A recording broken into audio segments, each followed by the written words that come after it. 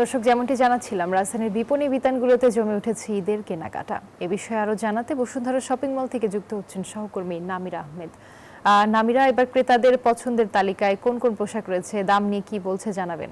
ধন্যবাদ রুবা আপনাকে। এই মুহূর্তে আমি আছি রাজধানীর বসুন্ধরা সিটি কমপ্লেক্সে এবং সকাল থেকে আমি আপনাদের সঙ্গে যুক্ত আছি। আমি যদি এই চিত্রটুকু একটু দেখানোর চেষ্টা করি, বরাবরের মতোই কিন্তু ঈদকে কেন্দ্র করে আসলে বসুন্ধরা সিটি কমপ্লেক্স জমে উঠেছে। এখানে মানুষের বেশ ভিড় দেখা গেছে, ক্রেতাদের আনাগোনা খুবই বেশি।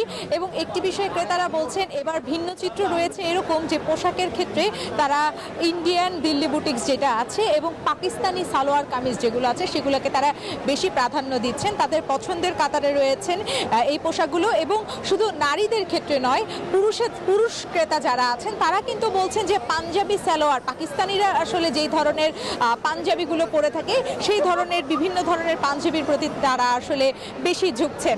এবং শুধু পোশাকের ক্ষেত্রে নয়, পোশাক বাদেও জুতা, পারফিউম, ব্যাগস, শুজ, ঘড়ি, এই ধরনের দোকানগুলো যেগুলো আছে সেখানেও কিন্তু মানুষের ভিড় রয়েছে। এবং বরাবরের মতো এবারও কিন্তু বেশ কয়েকটা স্টোর করেছে মেহেদির, যেখানে আসলে নারীরা আছে বা শিশুরা আছে, তারা আসলে মেহেদি দিতে তাদেরকে দেখা গেছে। তো এই ছিল রাজধানীর বসুন্ধরা সিটি কমপ্লেক্স থেকে কেনাবেচা নিয়ে সর্বশেষ তথ্য। ফিরে যাব স্টুডিওতে।